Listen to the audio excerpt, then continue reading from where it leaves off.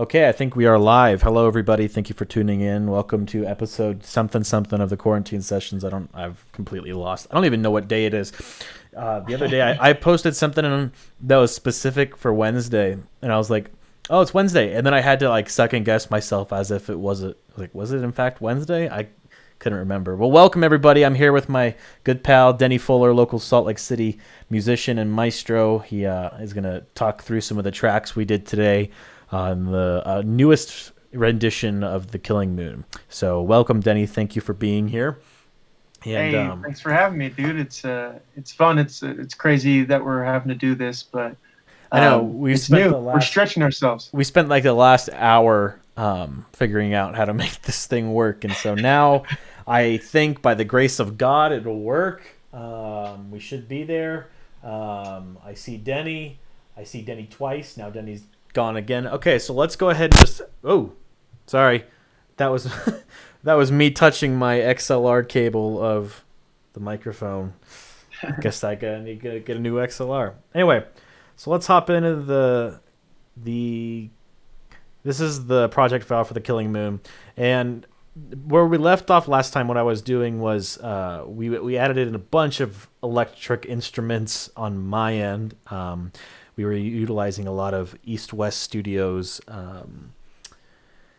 the composer cloud they have. And so what I was doing was I was messing around with vocal harmonies, some choirs, some strings, and then Denney added in a bunch of cool stuff. Let me see if I can add Skype. 1 second here. There we go. But what I want to do is, let's shrink the size. See, this is the plus about having a 40-inch monitor here. I got plenty of room for all of insane. us. Yeah. So let's do this. There we go. No, let's bring. All right, Denney, I'm gonna cut off your hair a little bit. But I mean, it's my hair though. I'm just kidding. No, I'm kidding. Whatevs. How do I move? Oops. I'm trying to move this guy around. Let me see if I move him down here. Well, that's me right there. That's me. You can see me. Hi. It's kind of dark, but let's just get into it here. So one of the things that Denney did, or I guess I should say 30 of the things that Denney did, was everything in blue right here. He went through this and we added. So right now what we see here is we got 4 different melodica tracks. Melodica. Is it melodica or melodica? I say melodica. I don't know. Melodica. Yeah, I'm not sure if anyone would say the other one, but it's possible. Melodica. I don't know why. I feel like someone in the past had said melodica, but and then we have like harmonium. You say harmonium, not harmonium. Yeah, you know? Yeah, exactly. So, and then we have 12 horn tracks, Glock for the end, the outro, as well as toy piano, which all of it combined is really good. I did notice right away that a few things might have been out of phase just because we put them directly into my session with some of the horns. So I might want to check that. So right now what I'm going to do is I'm going to go through here. I'm going to add this cool... Okay, so this is the track right now. You can see here. It's pretty full. Everything right here. Denney's tracks take up a third of the track, which I think is pretty cool. So for the sake of reference, this is where we were at prior to us adding those into this. Face up against your will, through the thick and thin, you will wait until you give yourself to him. Denney, can you hear that okay?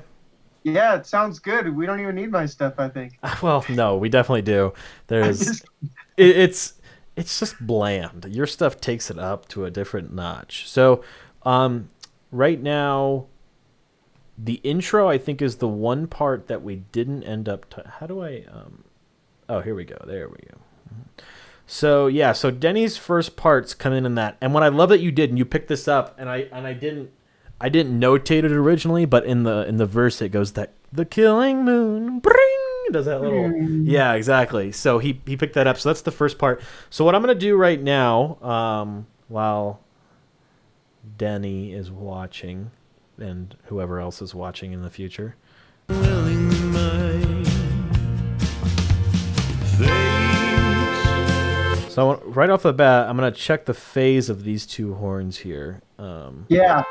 See, a lot of times when I record horns, I'll do the same part twice. Yep. So not only will I get that a natural chorusing, but then you have at least two really good takes, right? Well, and that's what we did a lot on our last record. Like, so I'm panning these pretty hard right and left, and if we listen now, you're getting that natural chorus like you mentioned, which is what we did a lot with the vocals. We did that a lot with the vocals, where we do like two passes of vocals and we'd pan it to get that really wide stereo image. With phase on these, after I panned them, they kind of spread out a little bit, so I'll check them. Yep. I don't know do you use a lot of universal audio, or what kind of processing do you use a lot of, Denney? I'd say I go a lot with Waves and Sound Toys. Sound Toys is great. I actually got an email from them today. One of the moved the screen by accident. One of the companies I use a lot of is Slate Digital. They're Slate's great. a genius. And due to my past experiences with the EM Labs, the Miracle Labs distressor, I love this compressor right here. They have and they just have cool, like you can do an SSL style console, you can do a Neve style console. It's really cool. So what I'm gonna do here is I put let me open the mix window here. Oops, Denney, you disappeared again. That's okay. There you are. So I'm gonna, let's see where we're at. We're at these two horns right here. So I'm gonna go ahead and just open two different patches of virtual mix rack, which is Slate's, essentially it's their way to be able to put EQ, dynamic processing, harmonics, presence, the whole 9 yards, all on one track here. And so it doesn't take up a whole lot of space on your aux FX sends and returns, which is pretty cool. So Nice. let me open back I don't use Logic very often, and I just said I was going to use it for this session, and then I decided I wasn't going to do it, and then I decided, I'm just going to stick with Logic. So I'm going to go ahead. Where are we? Let's just take a look at everything. Let's just take a look at the chorus. I'm just going to take it section by section for now. So these are two horns in the chorus. Beautiful playing, by the way. Oh, thanks.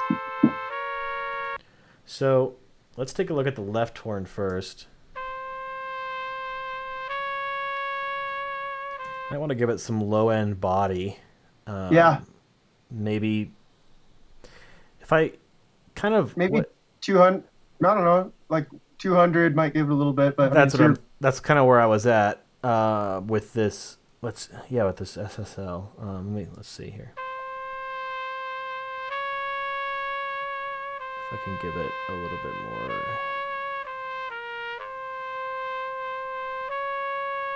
That helps kind of bring up that lower mids. In fact, just for the sake of listening, this is just centered mono. Oops.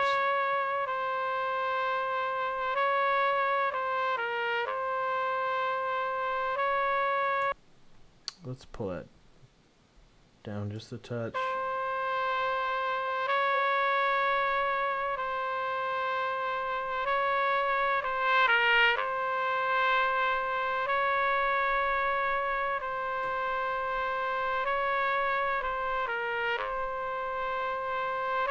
I want some of that top end shimmer that comes on it though.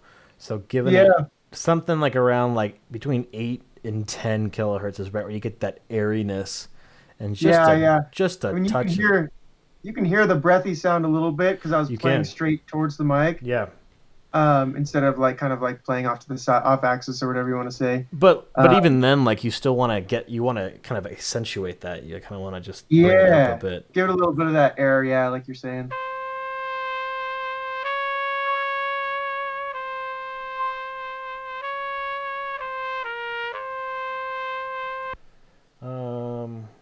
I might bring it up just a touch more.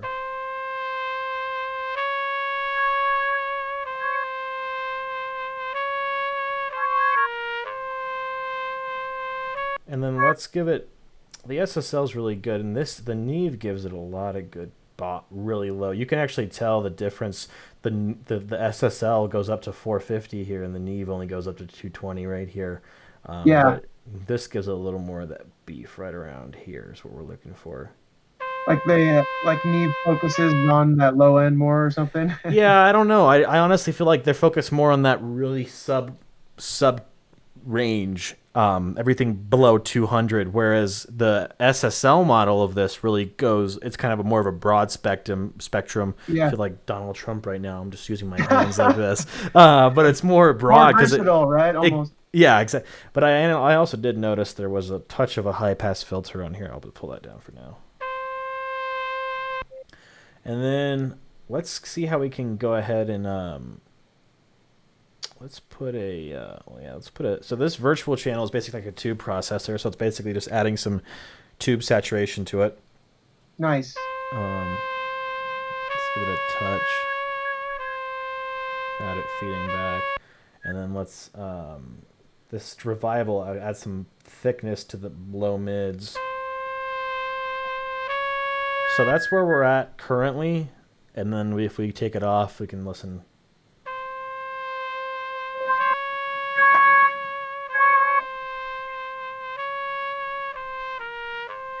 So it just kind of brought up, you can see here, we just kind of brought everything up a little bit and gave just a little bit more up to the low end, which I'll show you. One of the things I've been kind of geeking out about is this new Slate plugin. It's called Infinity EQ.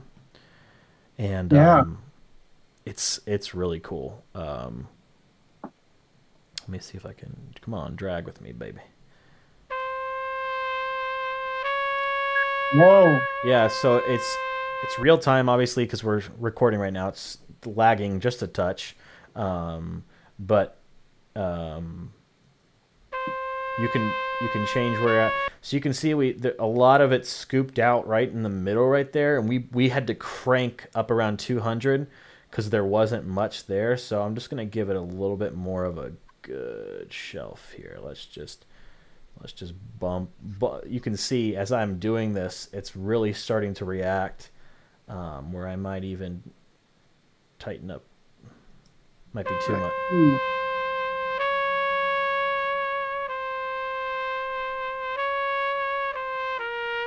But that really helps warm it up. That really helps kind of return that low mid range to it. And then so what I'm going to do for the sake of time and ease, I'm just going to copy these over to the other trumpet. I mean, I recorded them all, similarly as far as like, gain and microphone and everything. Yeah. So, I mean, you can mess with them later as far as the higher parts and lower parts or whatever. Yeah, I think now, for the sake of time too, what we'll do is we'll go through and get it listenable and add, basically kind of talk about what, in terms of compression, EQ, what we're adding in, and then I can go in later and fine tweak it too. But and so here's the two trumpets right now.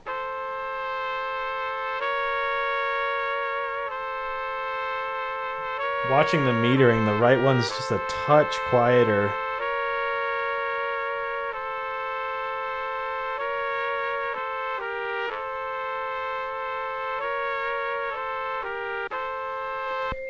And what I might do is bring them both down anyway. So let's go ahead and see how the chorus... Oops. God, I love that. Is that a melodica? Yeah, that's the melodica. God, that's cool. So here's...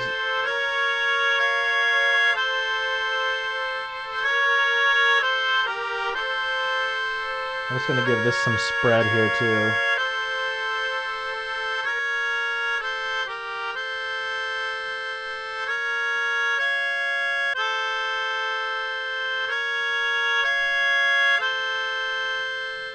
Was there 3 melodicas during the chorus? Yeah, so the original line is from the song that I stole, was the ba-da-da, right? Yeah. I added a lower harmony, and then I added another lower harmony. Oh, cool. But I think it started sounding maybe a little bit too stacked or something, Sure. Yeah. So that's, I left it in there, and you can that can be your artistic choice to either put it in maybe on the second or the third chorus, and that might be the cool addition later on or whatever. I might, in fact, I might do that. Let's take a listen and see.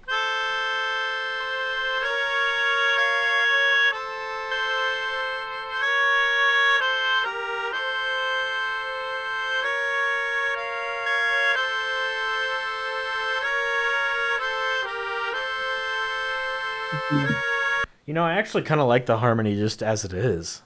The lower one should be something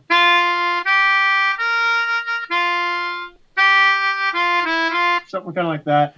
The lowest one, the third part. There's the live melodica for you, folks.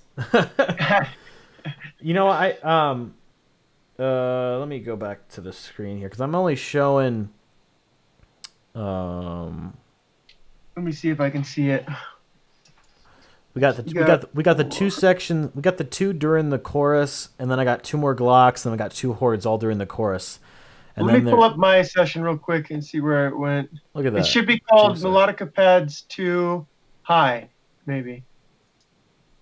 It sounds like this. I see that right here, but I see that during the little intro part, or I'm sorry, the in between part here.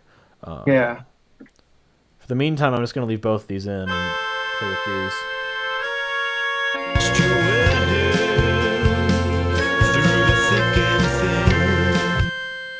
Oh, you know where it is? Let me see if I can find it. It's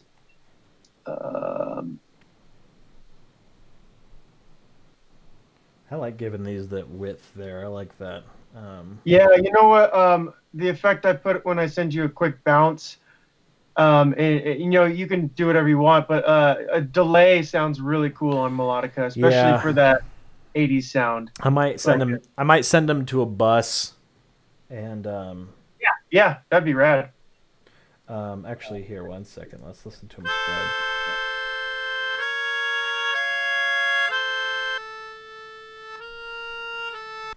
I don't want to do much EQ wise on that because they kind of have their own unique. Yeah, it's everything.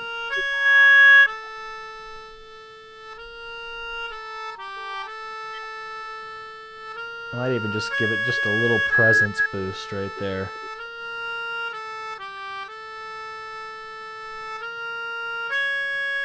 It's not even necessary. Yeah, I mean EQ wise, I love the tonality of the two. I might just slap a compressor on them really quick. Yeah, I mean something like that. I tried recording them so they sounded really natural. Yeah, which they do. I mean, they sound super natural. Like, right? So, let's throw this. I will say this about Logic: they do have really good built-in plugins. Yeah. Their built-in compressor system is really nice. It reacts really well. Actually, what am I doing? I'm just gonna start here.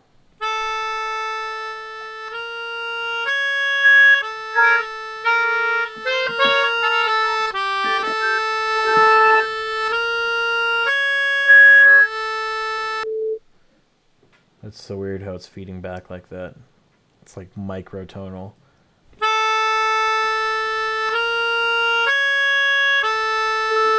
I kind of like that heart attack and kind of a fast release.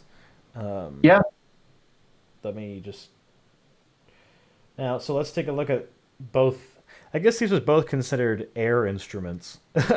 Yeah, they're wind instruments. They are, yeah. I would say the way that I played them specifically for this part was I kind of wanted them to sound like a MIDI instrument almost, like a pad. Sure. Yeah. Right. Yeah, I mean, I totally get that. Like, because trumpet, it's hard sometimes to hold back on vibrato, right? Sure. Going wah wah wah wah wah, right, or whatever. So. Well, and I noticed your natural vibrato, but I noticed that it was pretty straight. I mean, it was pretty legato, and it was like just kind of holding there. And that's what I think when I listened to the mix you sent me this morning, everything really blended well together. And that's why I thought, well, there's really no reason to pull a bunch of stuff at it because the heart of it was there, and it all worked really well together.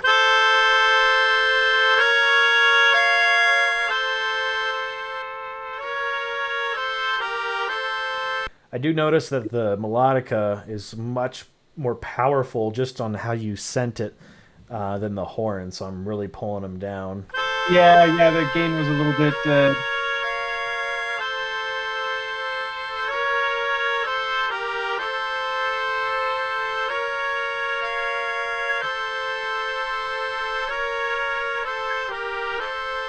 All right, let's hear that in unison now. It's just, against your will, through the thick and thin. Now I do hear the toy piano back there, and we're getting into that now. what was I gonna say? It's funny comment about the melodica being not very loud and the trumpet being the loudest instrument. That's probably, I venture to say that the trumpet is probably the loudest non-amplified instrument. You think I so? don't know. Well, I wouldn't disagree with you. I mean, during my time in orchestra and jazz band, man, trumpeters are always the loudest. I guess percussion might be, but But I think the power that comes out of a trumpet though is intense. I think it's. Oh yeah. You can push and get that. It's like trombone is kind of there, but like that presence of that trumpet and like the frequency range that a trumpet hits at too is just kind of piercing. It's up there, and you can't argue with. You can't like low frequency versus high frequency, even though they're the same like decibels or whatever. The higher one's going to sound louder, right? I agree. I totally agree. I love trumpet, man. I was actually, when you first told me like, yeah, I'll add some toy piano and glockenspiel and stuff, and I was like passively like, I hope he adds trumpet. Because I was like, and then as soon as I heard the trumpet parts, I was like, this is exactly it. And for the sake of time, what I'm going to do is I'm going to go through the big two sections, cool. And then we'll go, and then I'll go through afterwards and mix the little parts, like the little things here and there that are kind of tedious, but this way people can get an idea of like what the chorus sounds like, etc. Yeah. So the other two things we're getting at now are is this toy piano? Let me hear it. Oh, that's glockenspiel. Glockenspiel, So nice. This guy right here, other side. Oh, look at that. So you got the toy piano on your right and the glockenspiel on your left. Yeah. Oh, that's awesome. There he is, playing it live for you folks. It's so cool that like these instruments aren't normally something you would hear on a song like this, and that was the whole point of why we wanted to do this, was to add some things like this that really just take it to a different level. Yeah. So let's take a look at these. Ooh, I like that. So what I'm going to do now is... Super piercing sound. I mean, the glockenspiel will give you a headache after playing it for a few minutes. I'm sure it will, yeah. In fact, maybe what we can do, let's take a look and see where it's ranging in. Everything between 2 and like 8K, which makes sense. Yeah, it's wild, right? No, there's not very many instruments that sit in that range. Oops. Jeez. That's that's just like, yeah, exactly. Like plug your ears.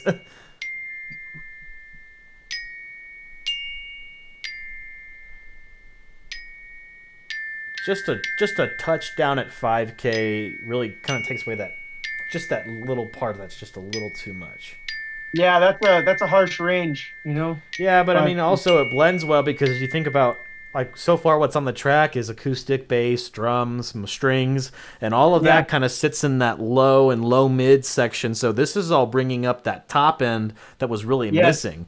That's why I use the glockenspiel. I mean, I don't use it in every song, but I seriously will try and add Glock whenever I can to people's arrangements and stuff because it's unique and no one plays it really, right? No, they don't. But I mean, like, it helps fill that one spot that's missing that because I mean, you know, there's not like vocally you can add some crispness to the top end of someone's vocals, but that frequency range is going to be missing from that mix, you know.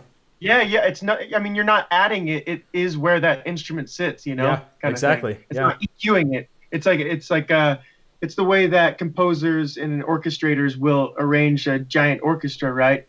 Because all these instruments have their place in the arrangement or the piece or whatever.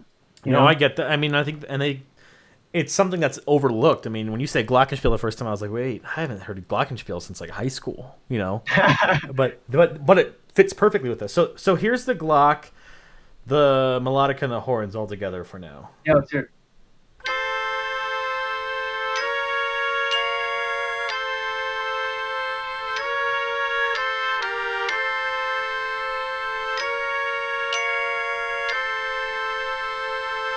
I love that, dude. That is sick. That's so cool. Imagine like some really cool on the Glock, like a really long distant like hall reverb or something, you know, could be kind of cool. I have on here, I'm not gonna load it up because I know it is probably the biggest CPU hog of a plugin that I have. It's Abbey Road plates from Waves.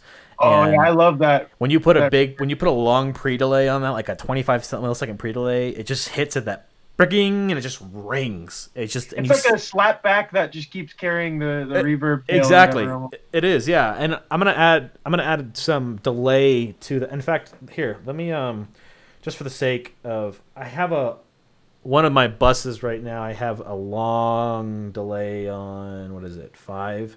So let's just give. Let's see these two right here. I'm just sending, for none of you music people watching, what we're basically doing is we're taking these 2 tracks, which are the Glockenspiel, and we're just giving them a little bit of reverb, and we're going to see where it sits the best in the mix.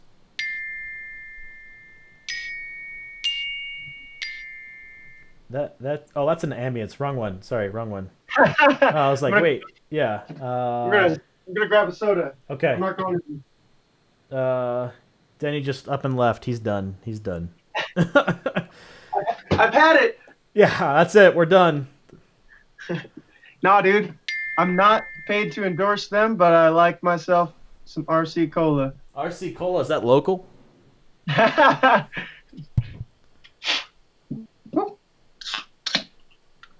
Cheers to Wyatt Lowe and the Mayhem Kings. Cheers to Denney Fuller and the Boys Ranch. Hey, thanks for the shout out. Denney's band's awesome. If you guys like a modern approach on surf and Americana, man, it's fun. I love it. I love those guys.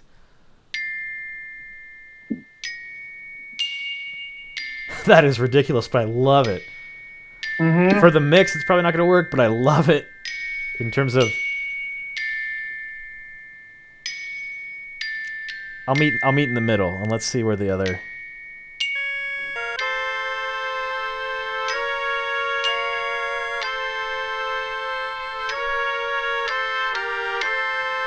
And then what I want to do, I love that it's got a good tail to it.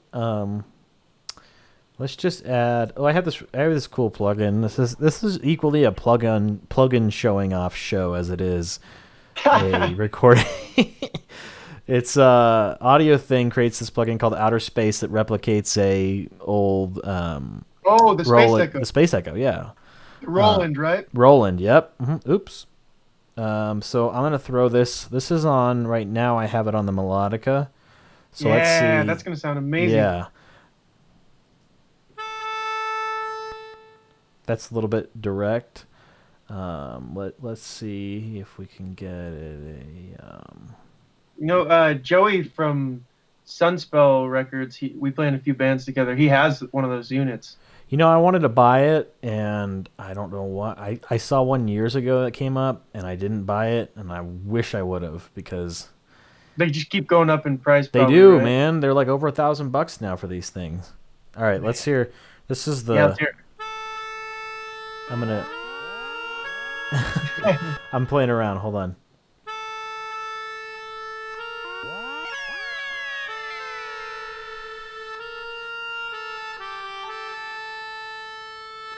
That's the sound that I like with the melodica. I like that. It's kind of spacey.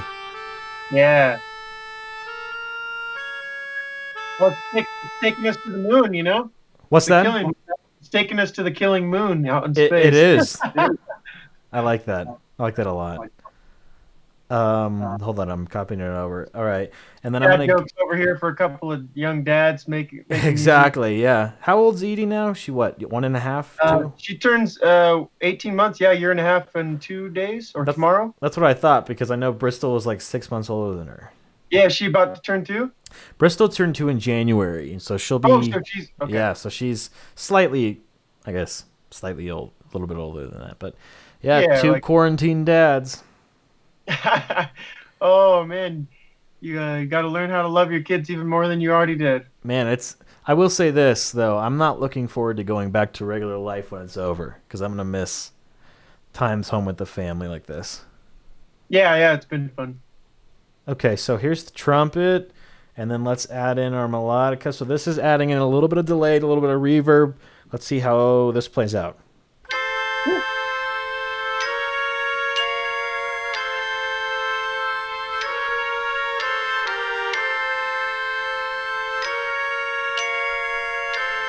I love it. Okay, let's hear it. Let's hear it all together. Let's see what we think.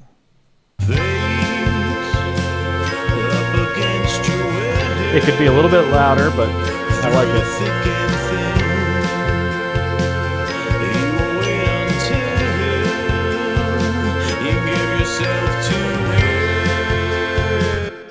That sounds amazing, Dennis. I love it.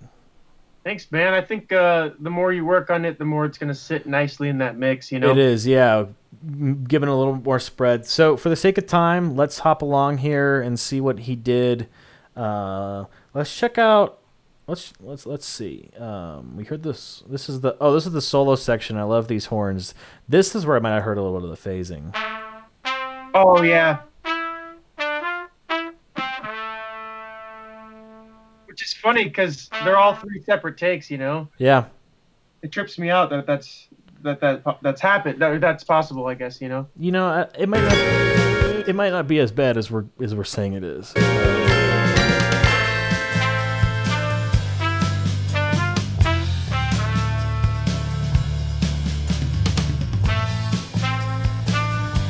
I love those runs. Those are sick runs. Does it sound kind of now that I'm listening back, it kind of sounds like maybe 70s, like Rocky or something.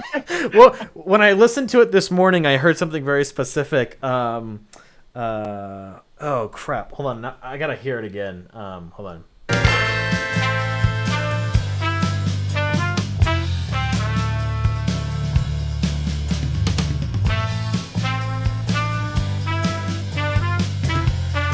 I don't know if it was like Hooked on a Feeling or something, but that's cool because that's 60s, so I like that. Well, see, and I think either way, those unison trumpets like that, they're kind of you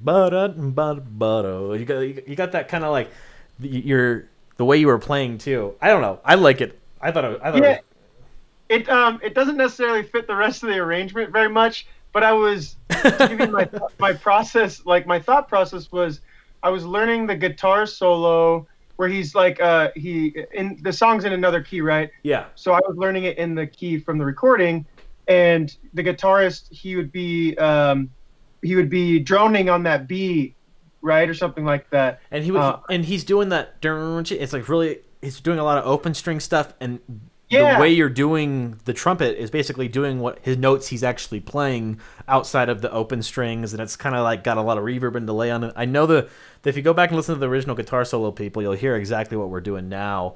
What we're trying to emulate that, but doing it a little bit differently. So what I thought we could do on this was, what I'll do in post is I'll throw like a nice kind of good length tail delay on that, so it kind of tails out nicely. And then maybe some verb and have it kind of open up and kind of feel like it's more taking up a little bit more room, because right now it's pretty clean in terms of its it sounds like just like an ambiance, like a room ambiance. Yeah, but we can give it a little more body. And for the sake of time, I'm going to go ahead and I'll just cycle through here and show you where kind of some of the things Denney did in this that I thought, like, so here's the verse. Take me up in your arms, too late to beg you, or cancel it though I know it must be the killing. I love this. Time. That's sweet.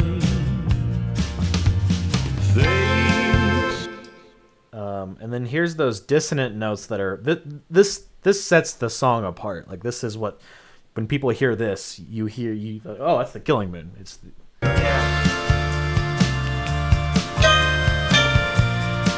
notes. I love it. It sounds awesome. I added a lower harmony on it as well. On the trumpet or? No, on the it goes so I did a lower harmony. I don't know. You'll have to search around. I mean, I know, like, I sent so much stuff that it's probably going to be a minute before you really get a grasp on everything. Yeah, I mean, people watching, we literally were doing this. He was sending me these files about 15 minutes before we started this video. So this is like us going through and doing very preliminary work. But the point of this is to kind of showcase where the song's going. You know, we'll fine tune, and I'll put all this all together over the next day or two, and then we'll share on Friday where we're at. But the whole point of this, where you're at right now, there is one other line that I added as well. That's what I was going to now. Let me see here. Oh yeah, I know you're right here. That is as soon as I heard that this morning when you sent me the mix, I heard that. I'm like, oh, that's perfect. That was a part of the original song. That's kind of one of those melodic points that's very prominent to defining this song. Like that and then the doo doo. Those dissonant notes are really important pieces of. If you're going to recover this song, you might as well add a little bit of emulation and kind of tribute, more or less, to Ian McCulloch and the guys in the Bunnymen. Yeah, it's like, why would you not add those exactly parts, and people would be like, is that the Killing Moon? Yeah. You know? Yeah, here it is again for you guys in context.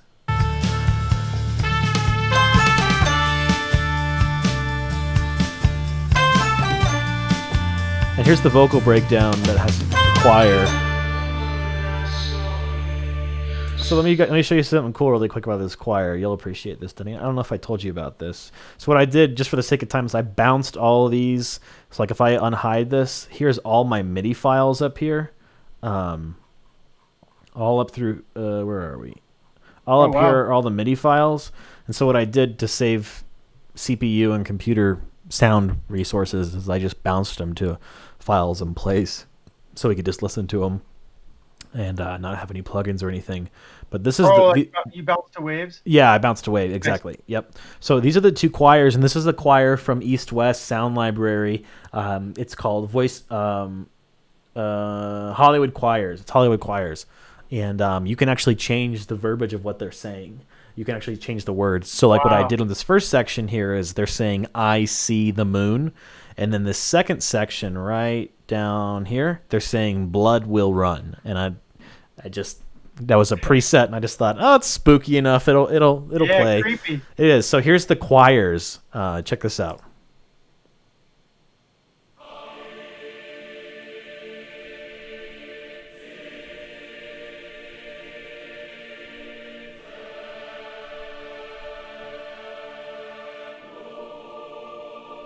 So you can hear them say, I see the moon. And all I did was go into the plugin itself and type it in Votox voting. So like with like diphthongs and is that how you say it? It's a diphthong, right? I have no idea. It's like when you have like a letter that's like a lowercase a and then an uppercase e to like define that you're saying I. The phonetic spelling or something. Yeah, it's like phonetics. Yeah, phonetic Votox style. Yeah, exactly. And then here's the second part. Blood will run.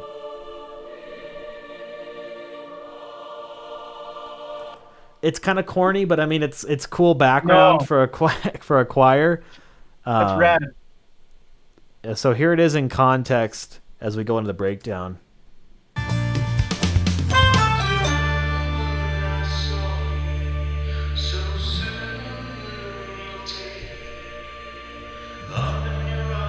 I love that something tailed. I think it was the melodica pad up here. Something's tailing, and I love it. Oh, that's me. Oh no! I love it. I love it. I snuck in. Let me tell you real quick. I snuck in some glockenspiel, but I used a bow. Oh, nice. So look at this. Check this out. I padded it on a. Oh, that's awesome. It sounds like an EBow or something, like for a guitar. Yeah, but it's just a violin bow, and you just pull it against the bars. That is awesome. The bars. I'll so EQ it a little bit to sit a little bit back, but it'll still be there, and it won't. I mean, I love it. I heard it the first time. I was like, ooh, there's something like tailing there, and I love it. Yeah. So the choir sounds so cool. It does. I mean, it was just, it kind of worked. So here's going into the final chorus.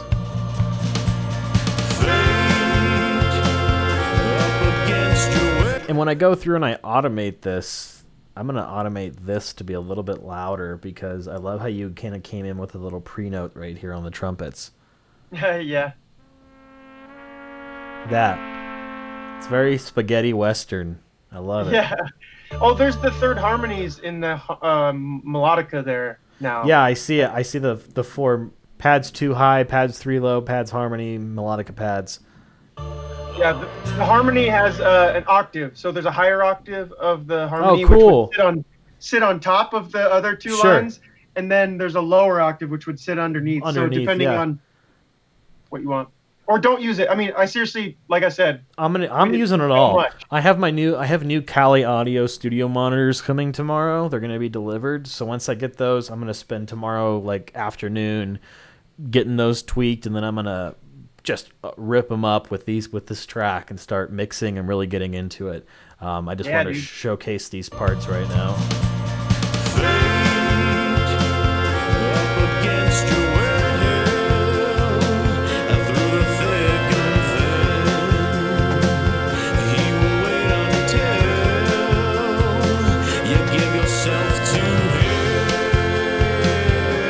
I love this part.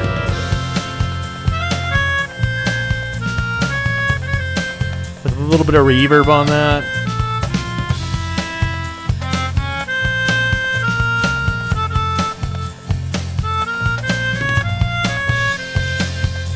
And then I also loved this part as we get into the final outro.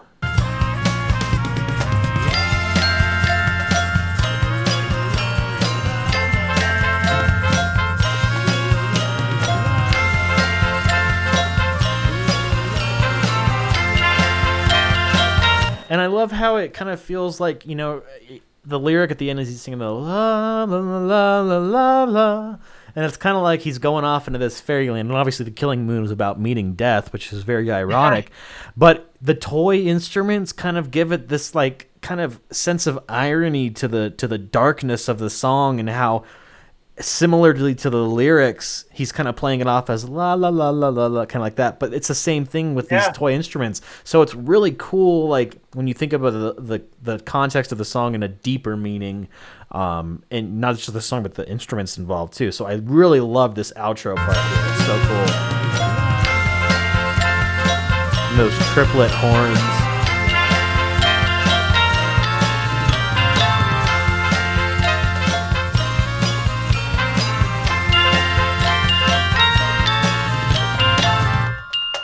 You know what's funny about the ending, Wyatt, is some of the licks are kind of bright and happy, and some of them are still kind of dissonant sounding. They are.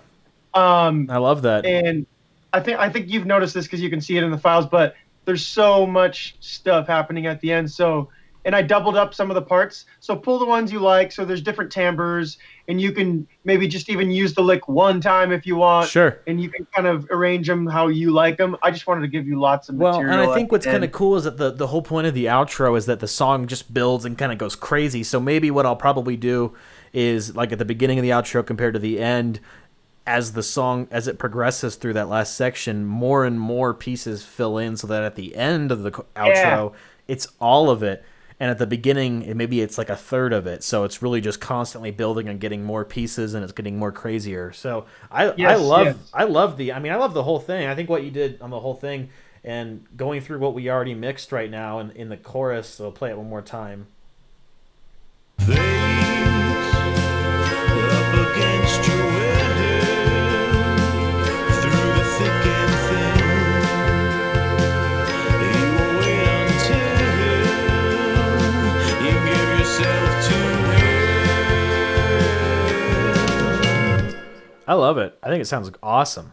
Thanks, man. I think with all the work you guys can see that he put into this. He told me earlier before we were recording, he didn't stop recording until 2 a.m.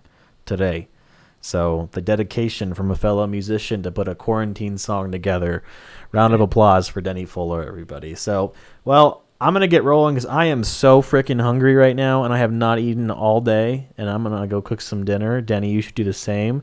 Please say hello to your lovely wife and your lovely baby for me, and we'll hope that by the time Friday rolls around, I will have enough time to record this or mix this and edit it and have it sounding even better, showcasing the great musicians that have been a part of this. So thank you guys for tuning in. Denney Fuller, everyone. Oh, other side. Yes, exactly. All right, guys. Thanks for including me, dude. Yes, that sounds great. We have a new mix coming on Friday. We'll see you then.